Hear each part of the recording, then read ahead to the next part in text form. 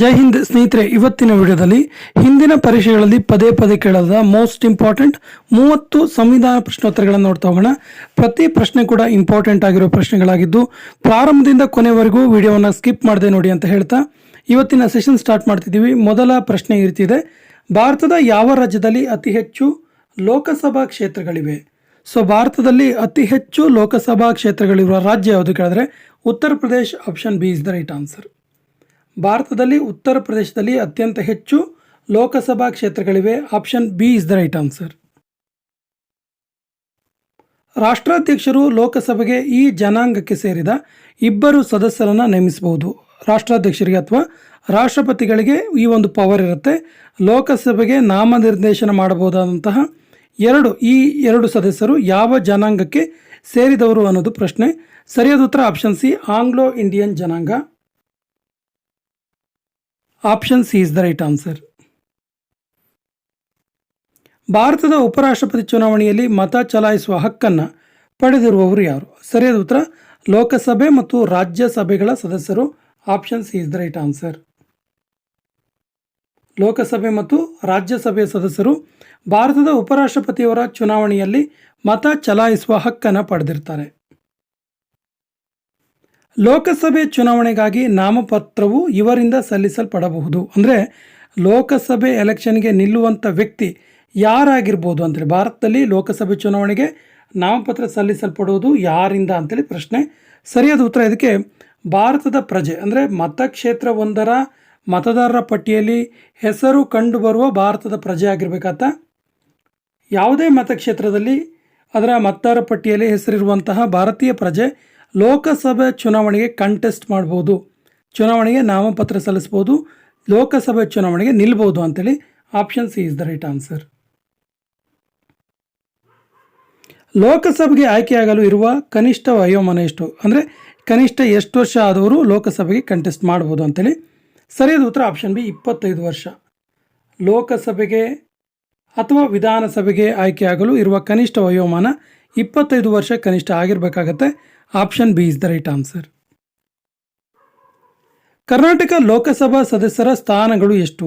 ಸರಿಯಾದ ಉತ್ತರ option A, 28 ಸ್ಥಾನಗಳಿವೆ.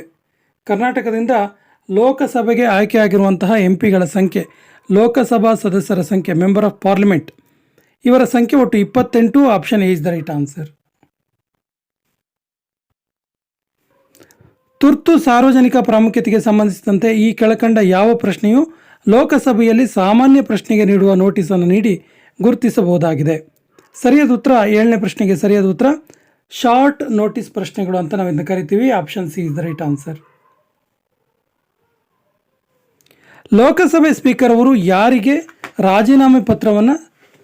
ರಾಜೀನಾಮೆಯನ್ನು ಯಾರಿಗೆ ಟು ಅಡ್ರೆಸ್ ಮಾಡಿ ಸಲ್ಲಿಸ್ಬೋದು, ಅಥವಾ ಯಾರಿಗೆ ಅವರು ತಮ್ಮ ರಾಜೀನಾಮೆಯನ್ನು ಸಲ್ಲಿಸಬೇಕಾಗತ್ತೆ ಅಂತೇಳಿ ಲೋಕಸಭೆಯ ಸ್ಪೀಕರ್ ಇರ್ತಾರಲ್ಲ. ಸರಿಯಾದ ಉತ್ತರ ಆಪ್ಷನ್ ಎ, ಉಪಸಭಾಪತಿ. ಲೋಕಸಭೆಯ ಡೆಪ್ಯೂಟಿ ಸ್ಪೀಕರ್ ಇರ್ತಾರಲ್ಲ, ಲೋಕಸಭೆಯ ಉಪಸಭಾಪತಿ ಇರ್ತಾರಲ್ಲ, ಅವರಿಗೆ ಲೋಕಸಭೆ ಸ್ಪೀಕರ್ ಒಂದು ವೇಳೆ ತಾವು ರಾಜೀನಾಮೆ ಕೊಡುವಂಥ ಸಂದರ್ಭ ಸೃಷ್ಟಿಯಾದರೆ ರಾಜೀನಾಮೆಯನ್ನು ಇವರ ಹೆಸರಿಗೆ ಕೊಡಬೇಕಾಗತ್ತೆ, ಇವರಿಗೆ ರಾಜೀನಾಮೆಯನ್ನು ಸಲ್ಲಿಸಬೇಕಾಗತ್ತೆ. ಉಪಸಭಾಪತಿ ಅಥವಾ ಲೋಕಸಭೆಯ ಡೆಪ್ಯೂಟಿ ಸ್ಪೀಕರ್ ಅವರಿಗೆ. Option is the right answer. ಲೋಕಸಭೆಯಲ್ಲಿ ಮೊದಲ ಅವಿಶ್ವಾಸ ನಿರ್ಣಯವನ್ನು ಯಾವ ವರ್ಷದಲ್ಲಿ ಮಂಡಿಸಲಾಯಿತು? ಸರಿಯಾದ ಉತ್ತರ 1963. 1963ಯಲ್ಲಿ ಫಸ್ಟ್ ಟೈಮ್ ಭಾರತದಲ್ಲಿ ಅವಿಶ್ವಾಸ ನಿರ್ಣಯವನ್ನು ಲೋಕಸಭೆಯಲ್ಲಿ ಮಂಡಿಸಲಾಯಿತು. Option C is the right answer. ಲೋಕಸಭೆ ಮತ್ತು ರಾಜ್ಯಸಭೆಯಲ್ಲಿ ಕರ್ನಾಟಕ ರಾಜ್ಯಕ್ಕೆ ನಿಗದಿಪಡಿಸಿರುವ ಒಟ್ಟು ಸ್ಥಾನಗಳೆಷ್ಟು? ಲೋಕಸಭೆಗೆ ಮತ್ತು ರಾಜ್ಯಸಭೆಗೆ ಕರ್ನಾಟಕದಿಂದ ಎಷ್ಟು ಜನ ಎಲೆಕ್ಟ್ ಆಗಿ ಹೋಗ್ತಾರೆ ಅಂತೇಳಿ. ಸರಿಯಾದ ಉತ್ತರ ಆಪ್ಷನ್ ಬಿ, 28 ಮತ್ತು 12. ಅಂದರೆ ಲೋಕಸಭೆಗೆ 28 ಜನ ಎಂ ಪಿಗಳು ಆಯ್ಕೆಯಾಗಿ ಹೋದರೆ 12 ಜನ ರಾಜ್ಯಸಭೆಗೆ ಎಂ ಪಿಗಳಾಗಿ ಆಯ್ಕೆಯಾಗಿ ಹೋಗ್ತಾರೆ. Option B is the right answer. ಲೋಕಸಭೆ ಮತ್ತು ರಾಜ್ಯಸಭೆಯ ಗರಿಷ್ಠ ಬಲ ಕ್ರಮವಾಗಿ ಎಷ್ಟಿರಬೇಕಾಗತ್ತೆ ಅಂತೇಳಿ. ಸರಿಯಾದ ಉತ್ತರ 545 ಮತ್ತು 250. ಪ್ರಸ್ತುತ ಭಾರತ ಲೋಕಸಭೆಯಲ್ಲಿರುವಂತಹ ಲೋಕಸಭಾ ಸದಸ್ಯರ ಸಂಖ್ಯೆ 545 ಮತ್ತು ರಾಜ್ಯಸಭೆಯಲ್ಲಿರುವಂಥ ಸದಸ್ಯರ ಸಂಖ್ಯೆ 250. Option D is the right answer.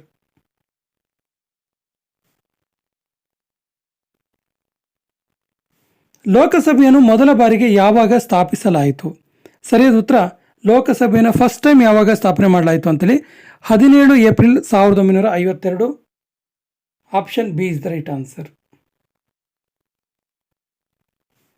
ದೇಶದ ಪ್ರಥಮ ಲೋಕಸಭಾ ಅಧಿವೇಶನ ಯಾವ ದಿನಾಂಕದಂದು ನಡೆಸಲಾಯಿತು? ಸರಿಯಾದ ಉತ್ತರ 13 May 1952. Option C is the right answer.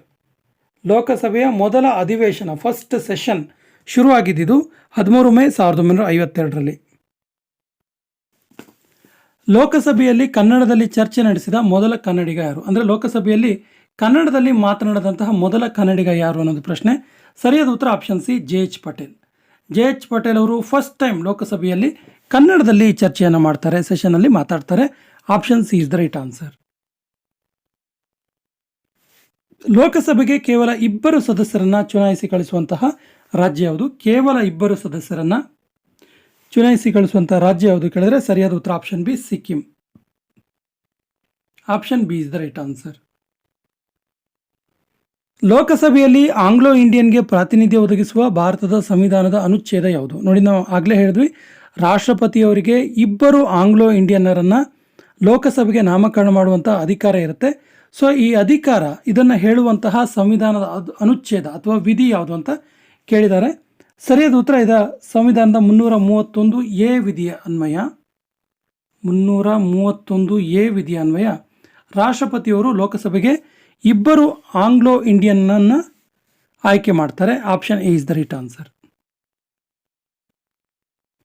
ಲೋಕಸಭೆ ಕೆಳಕಂಡ ಯಾವ ಸಭಾಪತಿಯನ್ನು ಅವರು ಅಧಿಕಾರದಲ್ಲಿ ಇರುವಾಗಲೇ ಪಕ್ಷದಿಂದ ವಜಾ ಮಾಡ್ತು? ಸರಿಯಾದ ಉತ್ತರ Somnath Chatterjee. Option C is the right answer. ಭಾರತದಲ್ಲಿ ಲೋಕಸಭೆಗೆ ಮೊದಲ ಮಹಾ ಚುನಾವಣೆಗಳು ಯಾವ ವರ್ಷದಲ್ಲಿ ನಡೆದವು? ತುಂಬ ಸರಿ ಕೇಳಿದ್ದಾರೆ ಇದನ್ನ. ಸರಿಯಾದ ಉತ್ತರ ಆಪ್ಷನ್ ಬಿ 1952. ಭಾರತದಲ್ಲಿ ಫಸ್ಟ್ ಎಲೆಕ್ಷನ್ ಆಗಿದ್ದು, ಫಸ್ಟ್ ಎಲೆಕ್ಷನ್ ಇನ್ ಇಂಡಿಪೆಂಡೆಂಟ್ ಇಂಡಿಯಾ ಸ್ವತಂತ್ರ ಭಾರತದ ಮೊದಲ ಎಲೆಕ್ಷನ್ ಲೋಕಸಭೆಗೆ ನಡೆದಿದ್ದು 1952ರಲ್ಲಿ. ಲೋಕಸಭೆ ರಚನೆಯಾದ 50ನೇ ವರ್ಷ ಎಂದು ಯಾವ ವರ್ಷವನ್ನು ಗುರುತಿಸಲಾಗಿದೆ? ಸರಿಯಾದ ಉತ್ತರ 2002. Option B is the right answer. 1952ರಲ್ಲಿ ಮೊಟ್ಟ ಮೊದಲ ಬಾರಿಗೆ ಎಲೆಕ್ಷನ್ ಮೂಲಕ ಲೋಕಸಭೆಯ ರಚನೆ ಆಯಿತು. ಅದಾಗಿ 50 ವರ್ಷಕ್ಕೆ 2002ನೇ ಇಸ್ವಿಗೆ 50ನೇ ವರ್ಷ ಎಂದು ಆಚರಿಸಲಾಗಿದೆ, ಗುರುತಿಸಲಾಗಿದೆ.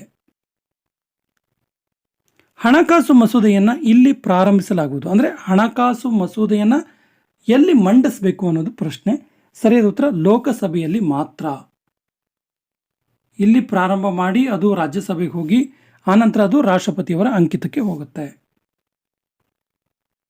ಲೋಕಸಭಾ ಅವಧಿಯನ್ನು ಸಾಮಾನ್ಯವಾಗಿ 5 ವರ್ಷಗಳಿಗೂ ಮೀರಿ ವಿಸ್ತರಿಸುವುದು ಯಾವಾಗ ಅನ್ನೋದು ಪ್ರಶ್ನೆ. ಸರಿಯಾದ ಉತ್ತರ ಎಲ್ಲ ತುರ್ತು ಪರಿಸ್ಥಿತಿಯಲ್ಲೂ ಕೂಡ ರಾಷ್ಟ್ರಪತಿಗಳು ಲೋಕಸಭಾ ಅವಧಿಯನ್ನು ಸಾಮಾನ್ಯವಾಗಿ 5 ವರ್ಷಗಳಿಗೂ ಮೀರಿ ವಿಸ್ತರಿಸುವಂತಹ ಅಧಿಕಾರವನ್ನು ಹೊಂದಿರ್ತಾರೆ. Option C is the right answer. ಲೋಕಸಭೆಯಲ್ಲಿ ಯಾವುದೇ ವ್ಯವಹಾರವನ್ನು ನಿರ್ಣಯಿಸಲು ಕನಿಷ್ಠ ಕೋರಂ ಎಷ್ಟಿರಬೇಕು? ಸರಿಯಾದ ಉತ್ತರ 10ನೇ 1. ಕನಿಷ್ಠ 10ನೇ 1ರಷ್ಟು ಸದಸ್ಯರು ಭಾಗಿಯಾದಾಗ ಮಾತ್ರ ಯಾವುದೇ ರೀತಿಯ ವ್ಯವಹಾರವನ್ನು ನಿರ್ಣಯ ಮಾಡೋದಕ್ಕೆ ಸಾಧ್ಯವಾಗುತ್ತೆ. ಸರ್ಕಾರವನ್ನು ಅಧಿಕಾರದಿಂದ ತೆಗೆದುಹಾಕಲು ಲೋಕಸಭೆಯಲ್ಲಿ ಕೆಳಕಂಡ ಯಾವ ಸೂಚನೆಯನ್ನು ಅನುಸರಿಸಬಹುದಾಗಿದೆ? ಸರಿಯಾದ ಉತ್ತರ ಇದಕ್ಕೆ ಅವಿಶ್ವಾಸ ನಿರ್ಣಯ ಸೂಚನೆ ಅಂತ ಕರಿತೀವಿ. Option B is the right answer. ತನ್ನ ಮಾಮೂಲಿ ಕಾಲಾವಧಿ ಮುಗಿಯುವ ಮುಂಚೆ ಲೋಕಸಭೆ ಎಷ್ಟು ಬಾರಿ ವಿಸರ್ಜನೆಗೊಂಡಿತು? ಅಂದರೆ 5 ಇಯರ್ಸ್ ಕಂಪ್ಲೀಟ್ ಆಗೋಕ್ಕಿಂತ ಮೊದಲೇ ಇದುವರೆಗೆ ಎಷ್ಟು ಸಾರಿ ಲೋಕಸಭೆ ವಿಸರ್ಜನೆ ಆಗಿದೆ ಅಂತೇಳಿ ಪ್ರಶ್ನೆ. 24ನೇ ಪ್ರಶ್ನೆಗೆ ಸರಿಯಾದ ಉತ್ತರ ಒಟ್ಟು 5 ಸಾರಿ ಆಗಿದೆ. Option C is the right answer. ಮಂತ್ರಿಮಂಡಲವು ಈ ಕೆಳಗಿನ ಯಾವ ಸದಸ್ಯರ ಬಹುಮತದಿಂದ ಹೊರಡಿಸಿದ ಒಂದು ಅವಿಶ್ವಾಸ ನಿರ್ಣಯದ ಮೇಲೆ ರಾಜೀನಾಮೆ ನೀಡಬೇಕಾಗತ್ತೆ? ಸರಿಯಾದ ಉತ್ತರ ಲೋಕಸಭೆಯಲ್ಲಿ ನಡೆಸಿದಂತಹ ಒಂದು ಅವಿಶ್ವಾಸ ನಿರ್ಣಯದ ಮೇಲೆ ಇಡೀ ಮಂತ್ರಿಮಂಡಲ ರಾಜೀನಾಮೆ ನೀಡಬೇಕಾಗತ್ತೆ.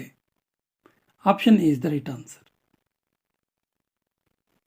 ಭಾರತದ ರಾಷ್ಟ್ರಪತಿಯವರು ಲೋಕಸಭೆಯನ್ನು ಈ ಕೆಳಗಿನ ಯಾವ ಆಧಾರದ ಮೇಲೆ ವಿಸರ್ಜಿಸಬಹುದು? ಸರಿಯಾದ ಉತ್ತರ ಪ್ರಧಾನಮಂತ್ರಿಯವರ ಸಲಹೆ ಮೇರೆಗೆ ಮಾತ್ರ ಲೋಕಸಭೆಯನ್ನು ವಿಸರ್ಜಿಸಬಹುದು.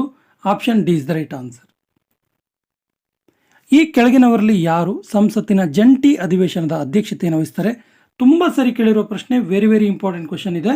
ಸರಿಯಾದ ಉತ್ತರ ಲೋಕಸಭೆಯ ಸ್ಪೀಕರ್. ಲೋಕಸಭೆಯ ಅಧ್ಯಕ್ಷರು ಅಥವಾ ಲೋಕಸಭೆಯ ಸ್ಪೀಕರ್ ಏನಿರ್ತಾರಲ್ಲ, ಈ ಲೋಕಸಭೆಯ ಸ್ಪೀಕರ್ ಅವರೇ ಜಂಟಿ ಅಧಿವೇಶನದ ಅಧ್ಯಕ್ಷತೆಯನ್ನು ವಹಿಸ್ತಾರೆ. Option B is the right answer. Lok Sabha ಸದಸ್ಯರ ಕಾರ್ಯಾವಧಿ ಎಷ್ಟು ವರ್ಷದವರೆಗೆ ಇರ್ತಾರೆ ಇವರು ಅಂತೇಳಿ? ಸರಿಯಾದ ಉತ್ತರ ಆಪ್ಷನ್ ಬಿ, ಒಟ್ಟು 5 ವರ್ಷಗಳ ಕಾಲ ಇರ್ತಾರೆ. ಲೋಕಸಭೆಯನ್ನು ಇವರು ವಿಸರ್ಜಿಸಬಹುದು. ರಾಷ್ಟ್ರಪತಿ, ನಾವಾಗಲೇ ಹೇಳಿದಾಗೆ ಪ್ರಧಾನಮಂತ್ರಿಯವರ ಸಲಹೆಯ ಮೇರೆಗೆ ರಾಷ್ಟ್ರಪತಿಯವರು ಲೋಕಸಭೆಯನ್ನು ವಿಸರ್ಜನೆ ಮಾಡ್ತಾರೆ. Option C is the right answer. ಕೊನೆಯ ಪ್ರಶ್ನೆ ಈ ರೀತಿ ಇದೆ: ಕೆಳಗಿನ ಯಾವ ಸಭೆಯಲ್ಲಿ ಯಾವುದೇ ವ್ಯವಹಾರವನ್ನು ನಿರ್ಣಯಿಸಲು ಕನಿಷ್ಠ ಕೋರಂ ಇರಬೇಕಾಗುತ್ತೆ? ಕನಿಷ್ಠ ಕೋರಂ ಇಲ್ಲದೆ ಯಾವುದೇ ವ್ಯವಹಾರವನ್ನು ನಿರ್ಣಯ ಮಾಡೋದಕ್ಕೆ ಆಗೋದಿಲ್ಲ ಅಂತೇಳಿ ಎಲ್ಲಿ ಅಂತ ಕೇಳಿದ್ದಾರೆ. ಲೋಕಸಭೆ, ರಾಜ್ಯಸಭೆ, ಸಚಿವರ ಮಂಡಳಿ, ಲೋಕಸಭೆ ಮತ್ತು ರಾಜ್ಯಸಭೆ ಎರಡೂ ಕಡೆ. ಸರಿಯಾದ ಉತ್ತರವನ್ನು ಕಮೆಂಟ್ ಬಾಕ್ಸಲ್ಲಿ ಕಮೆಂಟ್ ಮಾಡಿ ಮತ್ತು ನಮ್ಮ ಚಾನಲ್ ಫಸ್ಟ್ ಟೈಮ್ ನೋಡ್ತಾ ಇದ್ದರೆ ಸಬ್ಸ್ಕ್ರೈಬ್ ಆಗಿ ಅಂತ ಹೇಳ್ತಾ ಇವತ್ತಿನ ಸೆಷನ್ ಕಂಪ್ಲೀಟ್ ಮಾಡ್ತಾ ಇದ್ದೀವಿ. ಜೈ ಹಿಂದ್.